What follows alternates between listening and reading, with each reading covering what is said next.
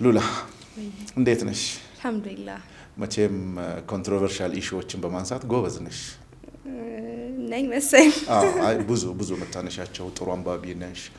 የተለያየ ፕሮግራም ላይ አይሻለውና ዛሬ ስለምን እንደምናወራ ነው የምትፈልገው? መቼም እንግዲህ አብዛኛው ማህበረሰብ በቅርብ እያወራው ያለውት የትዳር ጉዳይ የሪሌሽንሺፕ ጉዳይ ላይ ሆት ኢሹ መጥቷል።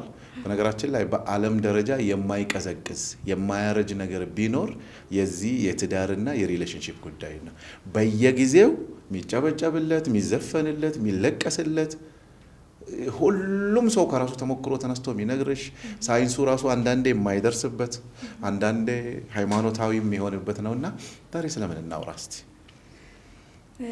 ያው እንዳልከው ነው በመጀመሪያ የትዳር ጉዳይ የሁላችንም ፖይንት ነውና ግን ከዛ ውስጥ ደግሞ ሴቶችን በተመለከተ በተለይ ደግሞ ትዳር ውስጥ ቆይተው በሆኑ አለመግባባቶች ውስጥ ከትዳር የተፋቱ ሴቶችን እነሱን ባስመለከተ ጉዳይ እናወራለን። ኦኬ፣ ስለ ሴቶች ነው። ወንድም አለ እኮ ሲፋቱ ወንድም አለ። መቼም ወደ ሴቶች አይደላሽ። የተፋታ ወንድና የተፋታ ሴት አባትና እናት ኦር አባትነት ደረጃ ጋር ሳይደርሱ የተፋቱ ለምንድን ነው ይሄን ጥያቄ ያነሳሽው? ብዙ ጥያቄው በጣም ወድጄዋለሁ። ሆት ኢሹ ነው።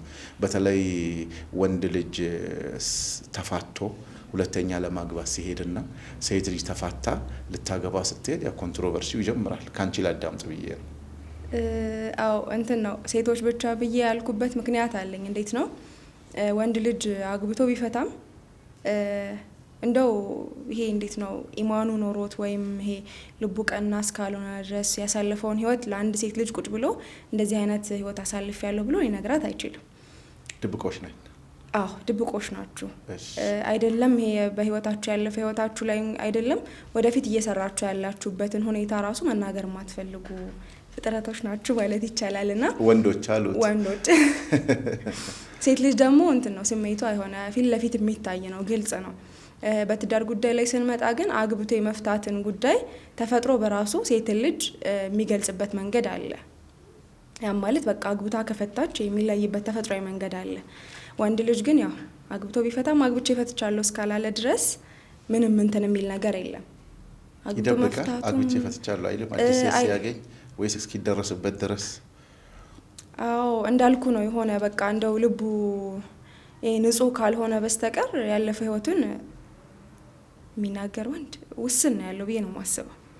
በትክክል አብዛኛው ወንድ ስለማያወራ ማለት ነው። እንደው አይደለም አግብቶ ትዳር ውስጥ ገብቶ አይደለም ከትዳር በፊት ራሱ ሪሌሽንሺፕ ቢኖረው እንደዚህ አይነት ህይወት አሳልፍ ያለው ብሎ የመናገሩ እንትን አይኖርም ወንዶች ጋር። ሴት ልጅ ጋር ግን ይኖራል። ያ ማለት እንዳልኩ ነው እሷ ባትናገር በራሱ ተፈጥሮ አግብታ እንደፈታች ማሳያ አለው። ስለዚህ አንዴ እንደዚህ ዩኒቨርሲቲ ላይ ስናወራ ያው ሚዲያ ኦፕን ነውና እንደዚህ ስንጫወት ግቢ ውስጥ እንደዚህ ስለ ትዳር በተለይ ክብረ ንጽህናዋን ጠብቃ ስለምታገባ ሴት ስናወራ እናንተ ወንዶች ልዩ መመርመሪያ ያስፈልጋል ብላለች አንድ ጓደኛችን። ስሟን ማንጠራ ድንግል እንደሆነና እንዳልሆነ ፈጣሪ ብቻ ነው የሚያውቀው፣ እኛ ምንም ነገር አናቅም ብላ ትንሽ አስቃናለች። ለምንድን ነው? በነገራችን ላይ በሁለቱም በኩል ንጽህናው ይፈልጋል እንዳልሽውም ማለት ነው። ሴት ልጅ አግብታ በሆነ አጋጣሚ ፈታች ማለት እንግዲህ ፍቺ ብዙ ጊዜ የመረረ እውነት ነው። ወደዛ መሄድ ግን በወንድና በሴት ሲሆን ለምንድን ነው ሴቷ ላይ ብሶትን ጥሎ የሆነ ነገር ችግርን አስቀምጦ የሚሄድ ወንዱስ ጋር የሚለውን እሱን ነጥብ ጎላ አድርገን ብንነጋገርበት ደስ ይለኛል። አዎ ቅድም ብያለሁ። ከስሜት አንጻር በራሱ ከወንድ ልጅ ይልቅ ሴት ነች በጣም የምትጎዳው። በጣም የምትጎዳው እሷ ነች። በአሁን ያልከው ጉዳይ አለ። ይሄ ክብረ ንጽህና የሚባለው ነገር አግብታ ከፈታች በኋላ ድጋሚ ለማግባት ስትሞክር አግብቼ ፈትቻለሁ በሚለው ቃል ብቻ ደረጃዋ ይወርዳል፣ ተቀባይነቷ ዝቅ ይላል። አዎ እሱ ፖይንት ጋር ነው በቃ ሴት ልጅ ልትሰበርበት የምትችለውና አግብታ ከፈታችን በኋላ ረጅም ጊዜ ሳታገባ ትቆያለች። እንደው እንደ ድልም ሆኖ ከሆነ ጊዜ በኋላ ልታገባ ትችላለች። ግን ከስንት አንድ ናቸው አግብተው ፈተው ድጋሚ ሊያገቡ የሚችሉት እንጂ አብዛኞቹ በተለይ ደግሞ ልጆች ወልደው ከሆነ ያሉት በቃ ሲንግል ማም ሆነው ልጆቻቸውን ብቻቸውን ይዘው ህይወትን ይቀጥላሉ ማለት ነው። ያ ማለት አንድ ወንድ መጥቶ ላግባሽ ብሎ ሲጠይቃት ልጅ አለኝ ስትል እንዴ ከነ ልጅሽ ማን ይፈልግሻል ነው የምትባለው። አንድ የመረረ እውነት ግን እዚህ ውስጥ አለ። አሁን ባለንበት ዘመን እውነት አላህን የማይፈራ እንትኖች እየበዙ ነውና እሱን የማያረግ ከሆነ ይኸውልሽ የስንቱን ህይወት አበላሽቶ 6ም በሉት 7ም በሉት አማካሪ ስለሆነ ብዙ ነገሮች ይደርሰናል። ሚዲያ ላይ ይወራም እንጂ ስንቱ ዋጋ ይደርስና መጨረሻ ላይ ግን ላስቲኳን ያልተቀደደ ይፈልጋል። ይሄ አስተሳሰብ ወንዶች እስካላስተካከሉ ድረስ ፌር አይሆንም። ምክንያቱም የነሱ በተፈጥሮና በእንትን ስለማይታወቅ የት እንደደረሰ የሚቆጥር ባትሪ የለውም። ነገር ግን ከውስጥ ይቆጥርበታል ሳይንሱ። አሁን ለምሳሌ ብዙ ከሴቶች ጋር ህይወት ያለው ሰው የተረጋጋ ላይፍ መኖር አይችልም። በነገራችን ላይ የሱ ክብረ ንጽህናው በተፈጥሮ አይታወቅም ማለት ሜንታሊ ይታወቃል። ወንዶች ቼክ አርጉ ይሄንን። ብዙ አተራማሽ ወንዶች የፈለገችውን ያህል ጥሩ ቢያገኙ እንግዲህ ፈጣሪ ሆይ ይቅር በለን ብለው ወደ ጥሩነት እስካልተመለሱ ድረስ ውስጣቸው ሰላም የለውም፣ አይረጋጉም። ምክንያቱም ምንድነው ከዚህኛው ጋር እየኖረ ያቺኛዋን ያስባል። ከሷ ይልቅ ማን ነው የሚረበሸው? እሱ ነው የሚረበሸው። በነገራችን ላይ ትዳር ውስጥ ከተበዳይ ይልቅ በዳይ ሰላም ያጣል። ብዙ ጊዜ እዩት፣ ሴቷም ትሁን በዳይ ወንዱም ይሁን በዳይ አካል ሰላም የለውም። በእያንዳንዱ ነገር ይጮሃል፣ በእያንዳንዱ ነገር ላይ ጥያቄ ያነሳል። ምክንያቱም በዳይ ነው፣ አይታወቀውም። ሲጮህም ሲንቅም ወይም ስትንቀውም የሆነ ነገር እኔ ያልኩት ብቻ።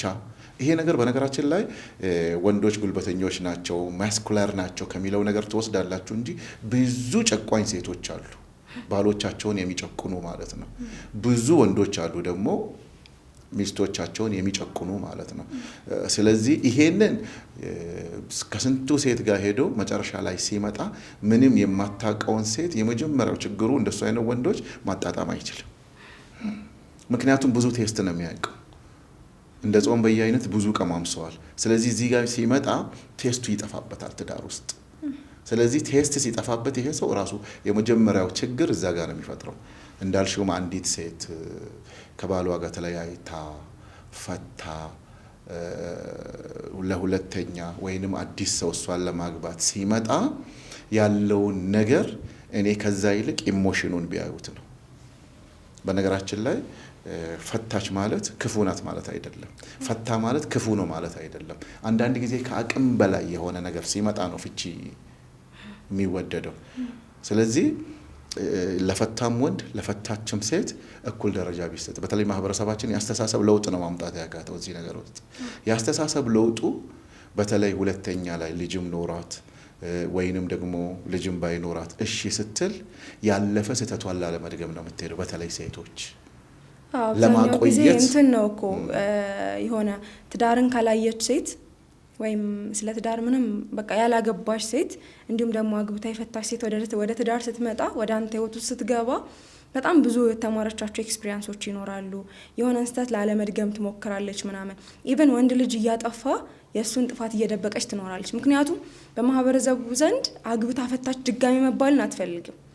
ያው የመጀመሪያው እንዴት መሰለ፣ ሁል ጊዜ ሴት ልጅ አግብታ ስትፈታ ማህበረሰቡ የሚያደርገው ነገር አለ። ወንዱ አጠፋ ሳይሆን እሷ ነች አጥፍታ የሚባለው።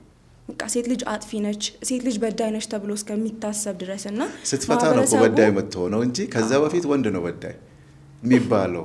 ማህበረሰቡ ራሱ ማስተካከል ያለበት እንደዚህ አይነት ኮንትሮቨርሻል ኢሹዎች አሉ።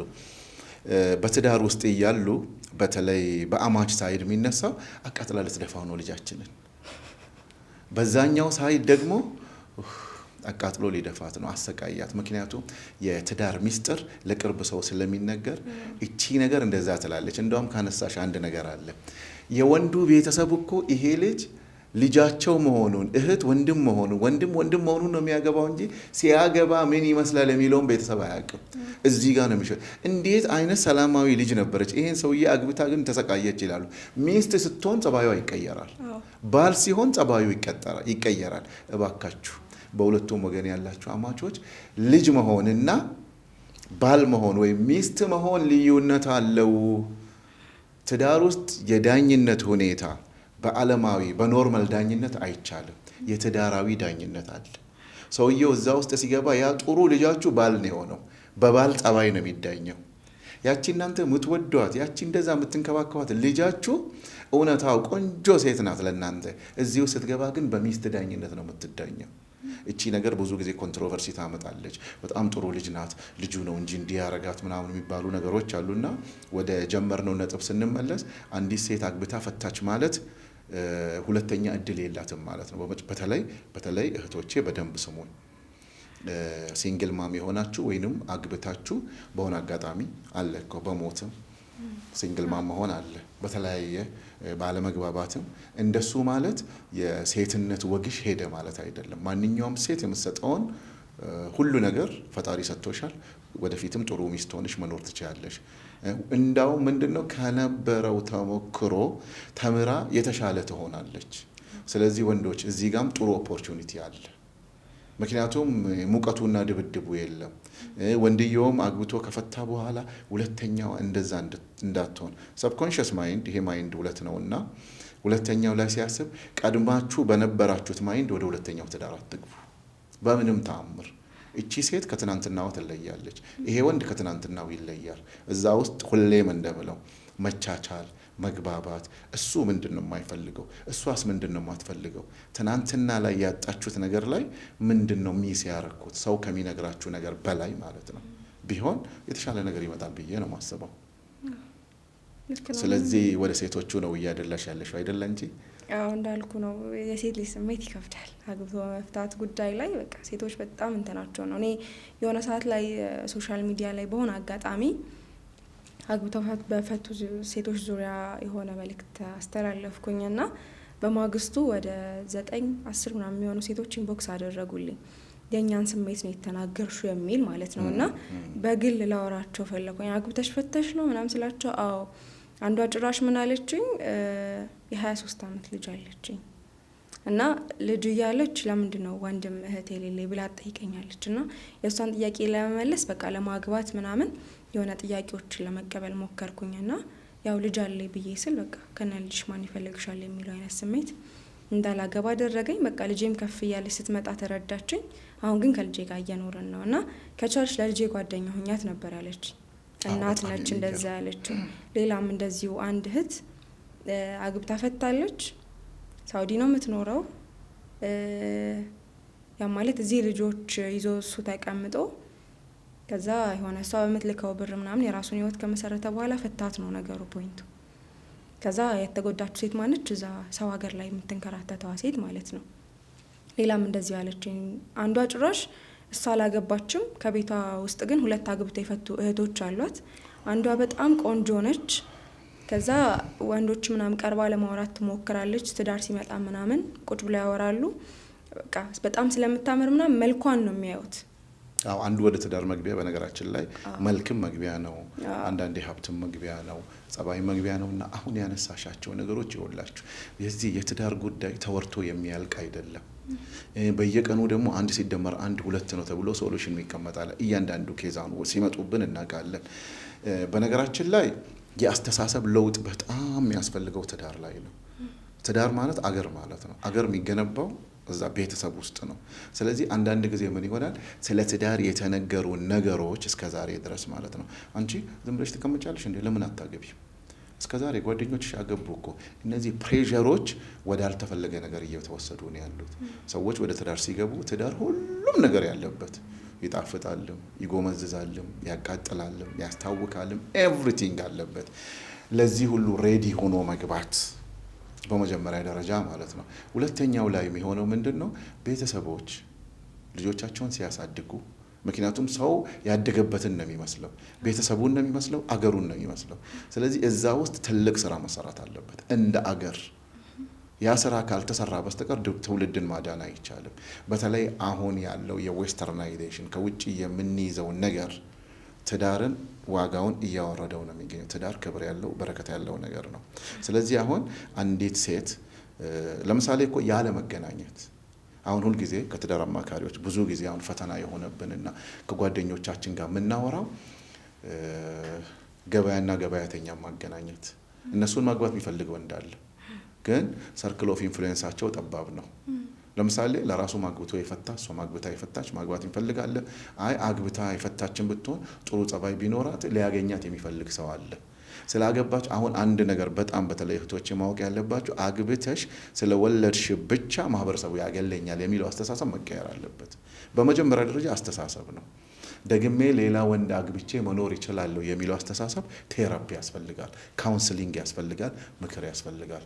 ምክንያቱም በአንቺ ብቻ የተጀመረ አይደለም፣ ወይም በኢትዮጵያውያን ብቻ ላይ የተጀመረ አይደለም፣ በወንዱም በሴቱም። እኔ አንድ ሰው በጣም አውቃለሁ፣ ምን ይለኛል፣ ይልመደሚናን ፎዲና አለኝ፣ የደሚና ልጅ አታግባ አለኝ። ከአንድም 2-3 ሞክሬ ስላልተሳካልኝ ይሄ ሁሉ ደስታ ብታገባ ይጠፋልና።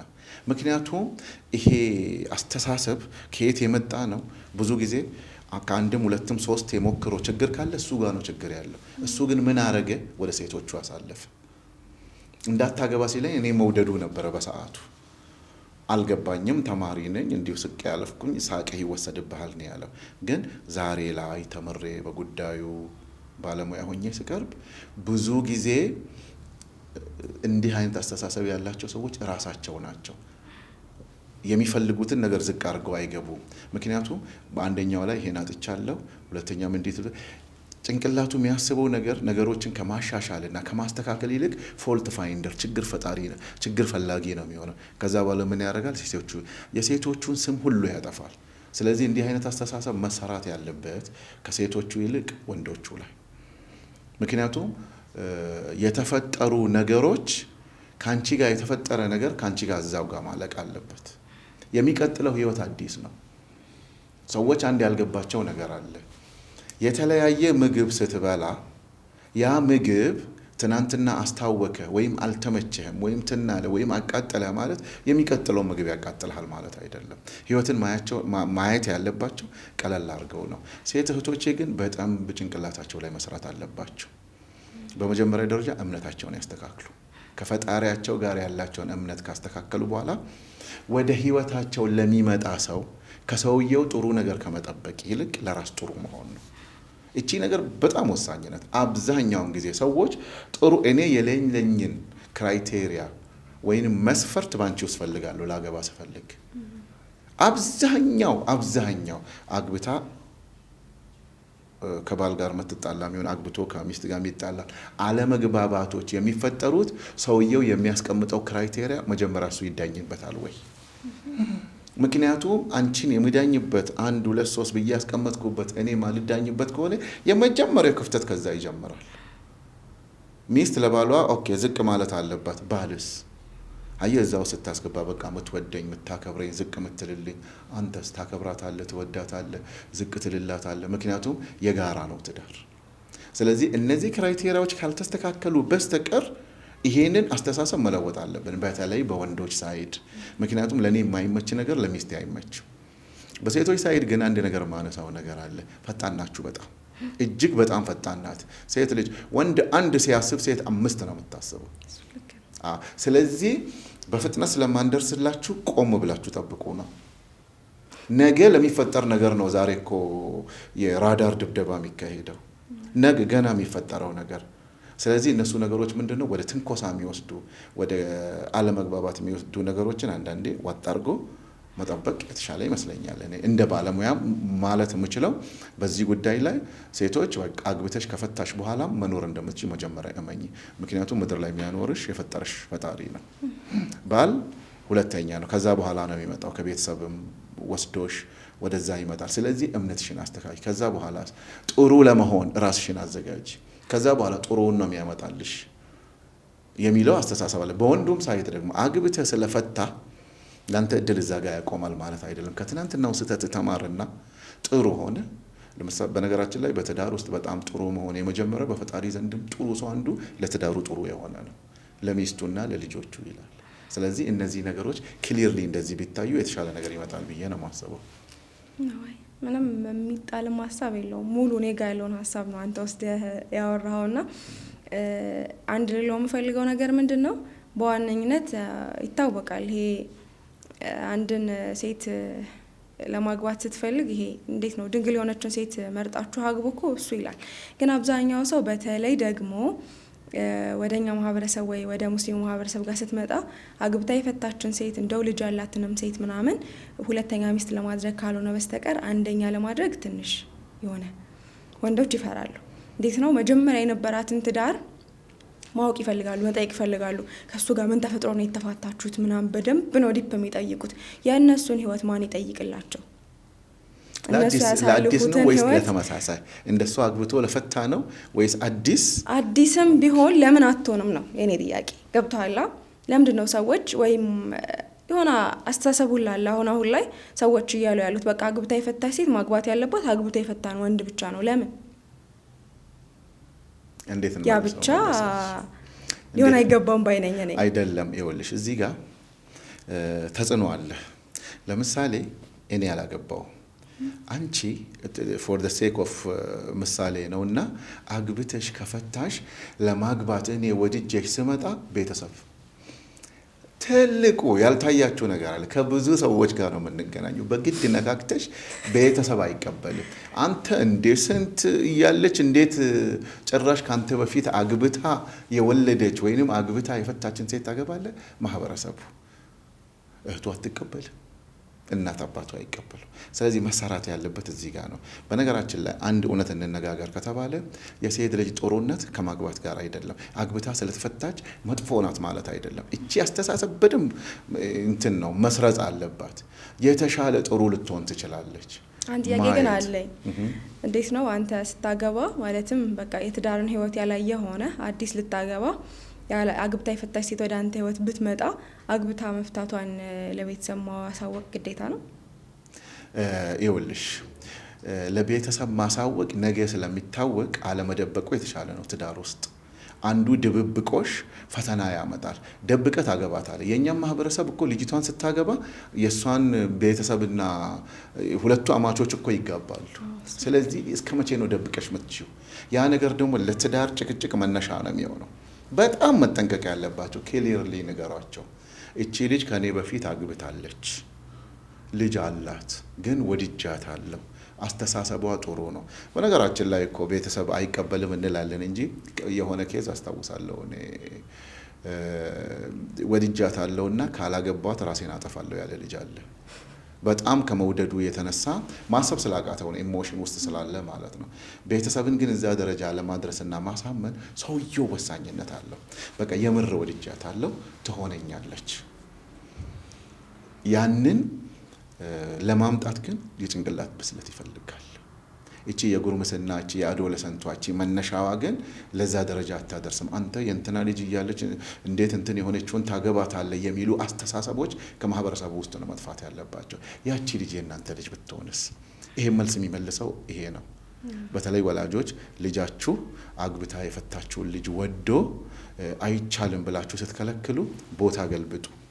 ያቺ የተፈታችውና ሁለተኛ እድል አላህ የሰጣት የእናንተ ልጅ ብትሆን ታረጋላችሁ?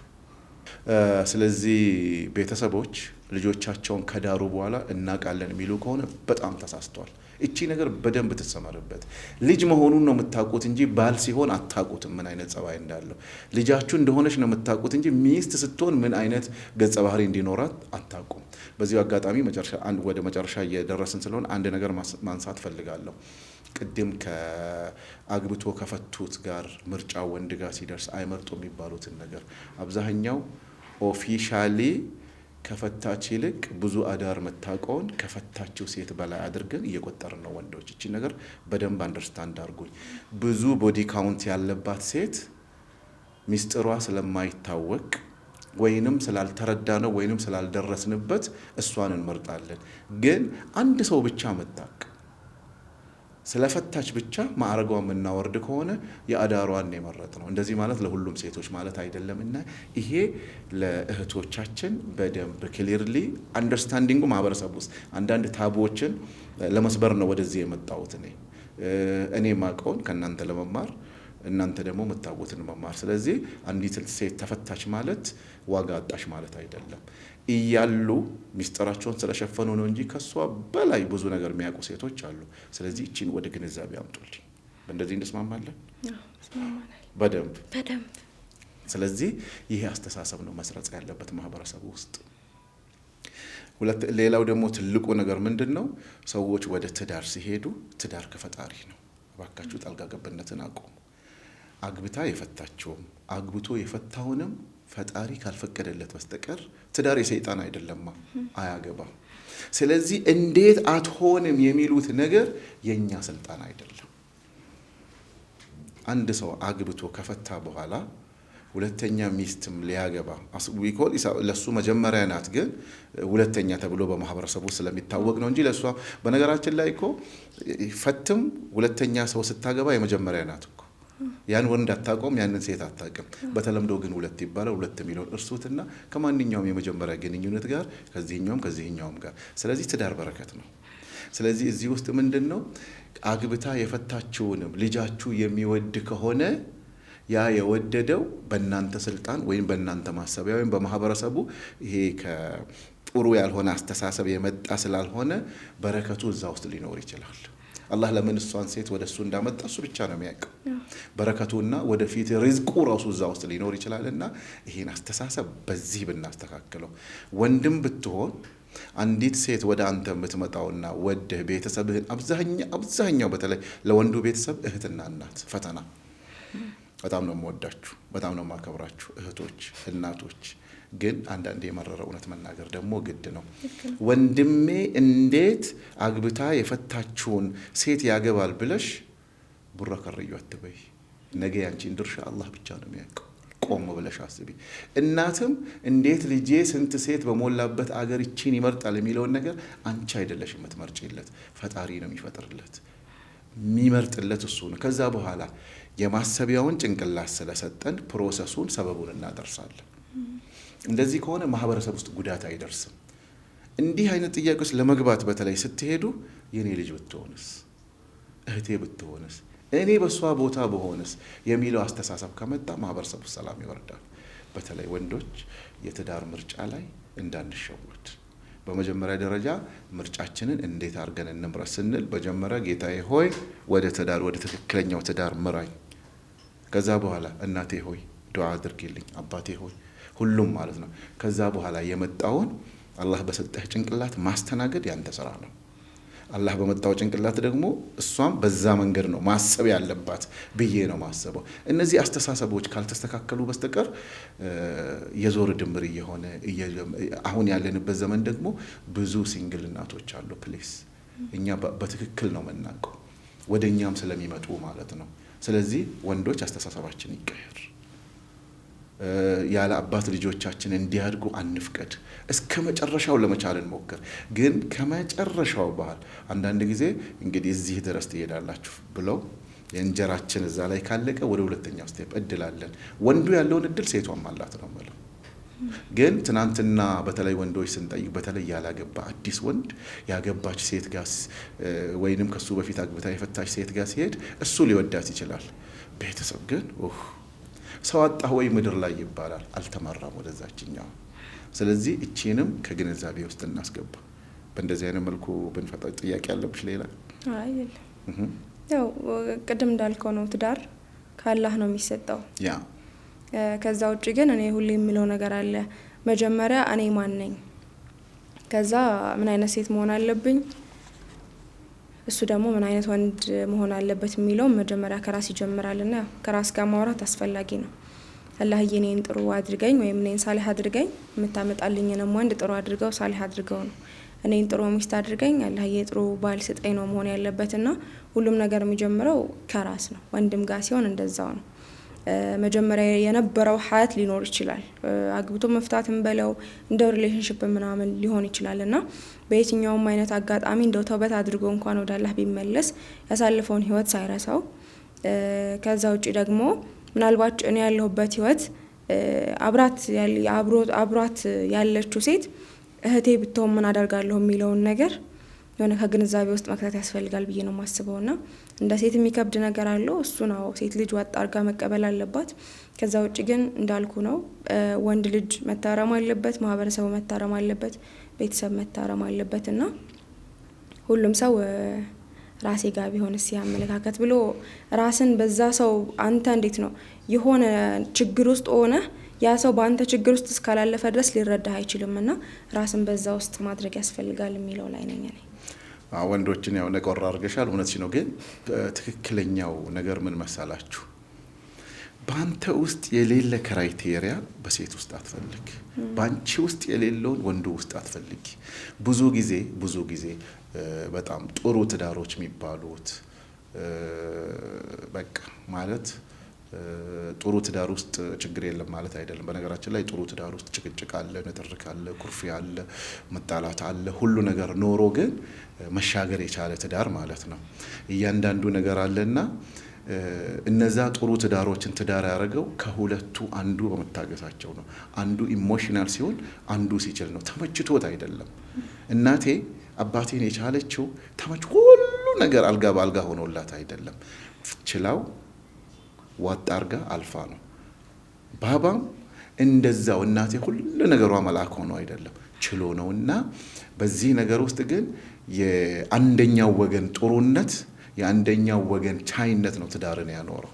ይሄ አሁን ትዳር 50 ስትገናኝ 50-50 ነው በስሜትም። ሴትነትሽን ይዘሽ ትመጫለሽ፣ ወንድነትን ይዤ እመጣለሁ፣ then we share፣ ከዛ ባልና ሚስት ሆነን አብረን እንሄዳለን። ከዛ ውጪ ግን ኢሞሽናል ኢንተለጀንሱን ከሁለቱ አንዱ የተሻለ መያዝ የሚችል ሰው፣ ስሜቱን መቆጣጠር የሚችል ሰው፣ ሲናደድ ሁለቱም እኩል የሚነሱበት ቤተሰብ ሁሌ ሰላም የለም። አሳልፎ መናገር የሚችል ቤተሰብ ውስጥ ግን ሁሌ ሰላም አለ። ስለዚህ ከጥሩነትን ከሚስትህ ብቻ አትጠብቅ። ጥሩነትን ከባልሽ ብቻ አትጠብቂ። ቢጉድ አንቺ ጥሩ ሁኚ። አንቺ ጥሩ ከሆንሽለት በተለይ ማምጣት ይቻላል። በተለይ ፕሊስ እህቶች፣ ሴቶች የእናንተ ጥሩነት ባሎቻችሁ እንዲገዙላችሁ ማድረግ ትችላላችሁ። እልህ ውስጥ አትግቡ። ወንድ ያው በባህሪ እንለያያለን። አንዳንድ ወደ አውሬነት የሚያስጠጉንም አሉ። ለማዳ አውሬ ብለው በፈለጋችሁት ውሰዱትና የሴት ጥሩነት ባልየውን እንደፈለጉ ሊጠቀሙበት ይችላሉ። አንዳንዴ ደግሞ እልህኛ የሆነች ሚስት አለች። ያኔ ደግሞ ባልየው ቻይና ተቀባይ ሲሆን የተሻለ ላይፍ መኖር ይችላሉ።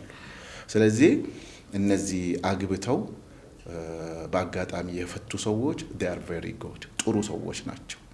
ስለተፋታ አንድ ሰው መጥፎ ነው ማለት አይቻልም። መፋታት እኮ ሁላችንም ብንቆጥር ከራሳችን በየቀኑ ስንት ጊዜ ነው የምንፋታው? ከራሳችን ህይወት ጋር ራሱ አለመመቻቸት፣ አለመሆን፣ አለመቻል፣ አለመታገዝ ብዙ ነገሮች አሉ። ስለዚህ አንዳንዴ በፍቺ ውስጥ የተፈጠሩ ነገሮችን እንደ ክፉ አትወጡ። ፍቺ ግን አይመከርም፣ አይወደድም በየትኛውም ሃይማኖት። ግን አልፎና ገፍቶ ከመጣ ያቺ የተፈታች ሴት መጥፎ ናት፣ ጸባይ የላትም፣ ለትዳር አትሆንም ማለት አይደለም። በደንብ ጥሩ ናት፣ ለትዳርም ትኖራለች። ወደፊትም ጥሩ ሚስት፣ ጥሩ እናት ሆና መቀጠል ትችላለች። በተለይኛ ወንዶች ይሄንን ከግንዛቤ ውስጥ ብናስገባ። ምክንያቱም እቺ አንድ የምንሸወደው አለ፣ ወንድ በፈለገበት ሰዓት ላይ የፈለገውን ማግባት ይችላል የምትል አለች። ብዙ ሰዎች እየተሸወዱበት ያለው እቺ መስተካከል ነው ያለበት። በፈለግንበት ሰዓት ሳይሆን ወደ ምድር ሲያመጣንም ለሴቶች ፕሮቴክተር አድርጎን ነው፣ አማና ጠባቂ አድርጎን የፈጠረን። ስለዚህ አማናችንን በአግባቡ ተወጠናል። የስንቱ ሰው አማና እጃችን ላይ ተበላሽቷል የሚለውንም ደግሞ ቆሞ ብለን እናስብ። አደር ሳይድ ደግሞ መኖር እየቻልሽ በትናንሽ ነገር መታገስ በምትችው ነገር የእግር እሳት ከሆነብሽ ከተፋታሽ በኋላ የሚቀጥለው ሰው ላይ እሱን አፕላይ ለማድረግ ምክንያቱም አይተሽበታል፣ ተምረሽበታል። አንዳንድ ጊዜ ከዚህ በፊት አግብተሽ ስለማታቂ እንዲህ አይነት ህይወት ስለማታቂ ነው በእልህና ከትዳር ውጪ ባለው ዳኝነት ከትዳር የወጣችሁ ሰዎች ቆሞ ብላችሁ ስታስቡ ስህተታችሁ ይታያችኋል። ሰው ሊነግራችሁ አትፈልግም።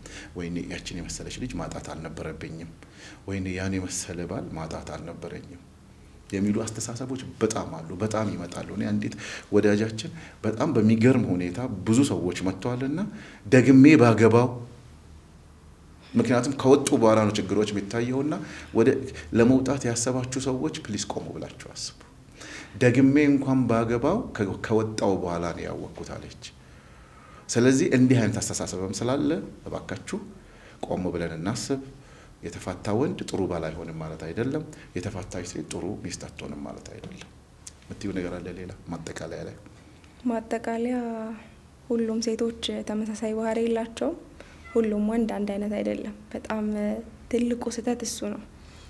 ወንዶች ሁሉ አንድ አይነት ናቸው፣ ሴቶች ሁሉ አንድ አይነት ናቸው። በተለይ ደግሞ ሴት ልጆች በቃ ይሄን ወዳድ ናቸው ተብሎ እስከሚገመት ድረስ እና የሁላችንም ባህሪ እኔ ጋር ያለው ባህሪ ከሌላ ሴት ጋር ይለያያል፣ አንተ ጋር ያለው ባህሪ ከሌላ ወንድ ጋር ይለያያል እና እሱን አጥብቀው ማየት ትልቁ ፖይንት ነው ብዬ አስባለሁ። ሌላ የለም። ውድ ተመልካቾቻችን መቼም የትዳር ነገር የሪሌሽንሺፕ ጉዳይ ማለቂያ የለውም። በተከታታይ ከብዙ ወዳጆቻችን ጋር እናነሳለን። ለዛሬ የነበረ ርዕስ ይሄን ይመስል ነበረና ይህ ቪዲዮ ይጠቅማል፣ ትምህርት እናገኝበታለን ለምትሉ ከሆነ ለምትወዱት ወዳጃችሁ ላኩለት። ሉላን ከልብ ለእርጋታዋ፣ ለጥያቄዋ፣ ወንዶቹንም ሸንቆሮ ላረገችበት ለኤቭሪቲንግ አመሰግናለሁ። በዚህ ሀሳባችን ውስጥ ግን ቅር ያላችሁ ካለ አስበንበት የምናስከፋችሁ ነገር የለም። በጣም ይቅር በሉን፣ ይቅርታ እንጠይቃለን። በተቻለ መጠን ይሄ ነገር ተነስቶ ማህበረሰቡ ሰላም ማግኘት አለበት በሚል ነው። የዚህ ፖድካስት ዋና ዓላማ ሌላ አይደለም። ማህበረሰብ ከቤተሰብ ስለሆነ የሚመሰረተው ሁላችንም የድርሻችንን እንድንወጣ ደሚና መልቲ ሚዲያ ፕሮዳክሽን ሁሌ በዚህ ላይ ይሰራል። ሀሳብ አለኝ ሰው ሳልነካ ቀርቤ ማውራት ፈልጋለሁ የምትሉ ከሆነ በሩ ለእናንተ ክፍት ነው። በፈለጋችሁበት ሰዓት አስተያየታችሁን እናከብራለን፣ እንወዳችኋለን፣ ከልብ እናከብራችኋለን። የዛሬ ፖድካስታችን እዚህ ጋር ለማቆም እንገደዳለን። በሚቀጥለው ደግሞ ከዚህ የበለጠ ሌላ ሆት ኢሹ ይዘን እንመጣለን። ሉላ ልንሰነባበት ነው። ነገ እና ጀራዳ